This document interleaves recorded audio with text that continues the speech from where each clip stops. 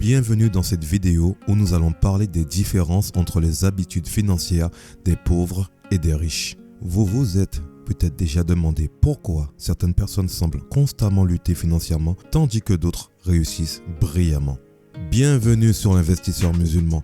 Nous allons examiner cette attitude que les pauvres ont tendance à avoir et que les personnes riches évitent à tout prix. Nous verrons également comment la mentalité et l'état d'esprit peuvent jouer un rôle important dans votre réussite financière. Habitude numéro 1. Les pauvres ne se fixent pas d'objectifs clairs. Les personnes riches ont tendance à se fixer des objectifs clairs et précis pour leur vie et leur carrière. Ils savent où ils veulent aller et mettent en place des plans pour y arriver. Par exemple, ils peuvent se fixer des objectifs d'épargne précis ou des objectifs de revenus à atteindre chaque année. Les personnes riches ont une vision claire de leur avenir financier et sont prêts à y travailler dur pour y arriver. En revanche, les personnes pauvres ont tendance à vivre au jour le jour, sans plan ni objectif concret. Ils n'ont pas de vision claire de leur avenir financier et sont souvent pris dans une spirale de survie plutôt que de réussite. Je prendrai des exemples pour chaque habitude afin de bien appuyer ce que je dis. Dans le cas de cette première habitude, ça pourrait être une personne riche qui se fixe un objectif d'épargne de 20% de son revenu chaque année. Elle mettra en place un plan pour atteindre cet objectif en réduisant ses dépenses inutiles et en investissant dans des actifs qui peuvent augmenter sa richesse. En revanche, une personne pauvre peut simplement se contenter de vivre d'un salaire sans objectif d'épargne ou de richesse à long terme. Certaines personnes préfèrent dépenser dans des choses qui ne leur sont souvent pas profitables, victimes de cette société qui incite à consommer de manière excessive. Écoute ça, poursuis tes rêves avec la détermination d'un aigle et la patience d'un sage, car c'est en se fixant des objectifs audacieux que l'on tisse la toile du succès. Habitude numéro 2. Les pauvres n'investissent pas en eux-mêmes. Les personnes riches sont constamment à la recherche de moyens de s'améliorer. Ils cherchent des opportunités pour apprendre de nouvelles compétences, améliorer leur éducation et élargir leur réseau. Par exemple, ils peuvent suivre des cours pour apprendre de nouvelles compétences ou lire des livres pour se former sur des sujets spécifiques. En revanche, les personnes pauvres ne voient souvent pas la valeur de l'investissement en eux-mêmes. Ils n'ont pas tendance à investir dans leur éducation ou leur développement personnel et restent donc bloqués dans leur situation actuelle. Prenons encore pour exemple une personne riche qui investit dans une formation professionnelle pour apprendre une nouvelle compétence qui lui permettra d'obtenir un meilleur emploi ou de démarrer sa propre entreprise. Elle peut également utiliser ses économies pour suivre des cours d'investissement pour mieux comprendre les marchés financiers et prendre des décisions plus éclairées en matière de placement. En revanche, une personne pauvre peut ne pas voir la valeur de l'investissement en elle-même. Elle préfère utiliser son argent pour des dépenses immédiates plutôt que de chercher à s'améliorer pour augmenter ses revenus à long terme. Comme dirait Warren Buffett, le meilleur des investissements est celui que l'on fait en soi-même. Le développement de vos compétences est un actif qui produira des dividendes à vie. Habitude numéro 3. Les pauvres ont peur de prendre des risques. Personnes riches comprennent que la prise de risque est souvent nécessaire pour réussir financièrement. Ils sont prêts à sortir de leur zone de confort et à prendre des risques calculés pour atteindre leur objectif financier. Ils peuvent investir dans des entreprises ou des projets qui ont un potentiel de gain élevé, même s'ils comportent un risque plus important.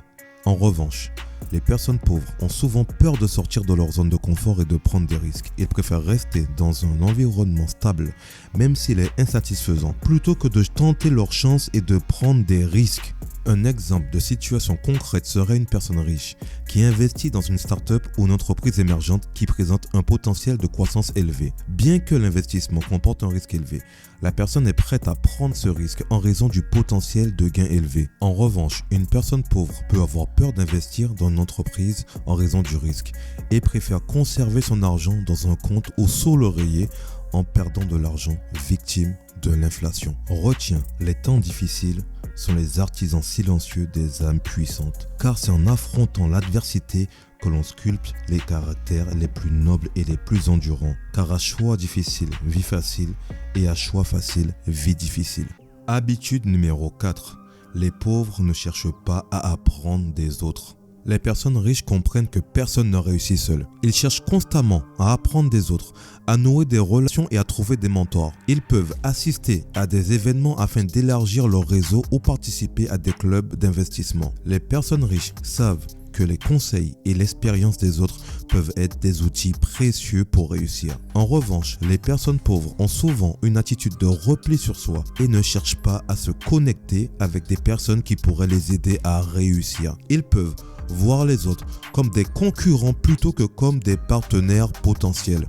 Une personne riche recherche activement des mentors dans son domaine d'activité pour obtenir des conseils et des orientations pour sa carrière. Elle peut également participer à des événements de réseautage pour se connecter avec des personnes qui pourraient l'aider à trouver des opportunités de carrière ou d'investissement. Une personne pauvre peut être réticente à chercher des mentors ou à se connecter avec des gens qui peuvent l'aider par peur d'être jugé ou de perdre son indépendance. Absolument vrai. Les esprits fermés se privent de richesse car ceux qui n'apprennent pas des autres condamnent leur propre croissance à la pauvreté de leur sagesse. Habitude numéro 5. Les pauvres dépensent de l'argent pour impressionner les autres.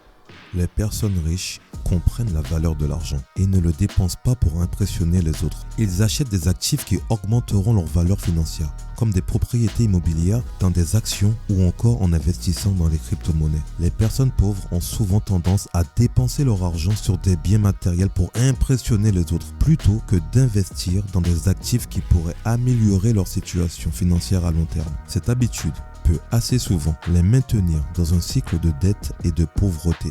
Concrètement, que ferait une personne riche? Elle achèterait une propriété immobilière comme investissement car elle sait que la valeur de la propriété augmentera avec le temps et qu'elle pourra la vendre plus tard pour réaliser un profit. Mais une personne pauvre peut acheter une voiture de luxe pour impressionner les autres, même si elle sait qu'elle n'a pas les moyens de la payer et qu'elle peut finir par le regretter plus tard en ayant de graves problèmes financiers. Comprends et retiens que les richesses du cœur ne se mesure pas aux dépenses ostentatoires, car celui qui cherche à impressionner les autres dilapide souvent son trésor intérieur. Habitude numéro 6. Les pauvres ne suivent pas un budget. Les personnes riches ont tendance à suivre un budget rigoureux pour contrôler leurs dépenses et maximiser leur économie. Elles peuvent planifier leur budget mensuel à l'avance et fixer des limites de dépenses pour chaque catégorie. Les personnes riches savent que la gestion financière est un élément clé de la réussite financière. Les personnes pauvres ont souvent une gestion financière chaotique, dépensant leur argent sans se soucier de la gestion de leurs dépenses. Ils peuvent souvent finir par vivre au-dessus de leurs moyens, ce qui peut les mener à une situation financière encore plus difficile. Il est vrai que le budget est le phare qui guide les navires vers la prospérité, et ceux qui l'ignorent risquent de s'échouer sur les récifs de la pauvreté et des dettes. Habitude numéro 7. Les pauvres se concentrent sur le court terme.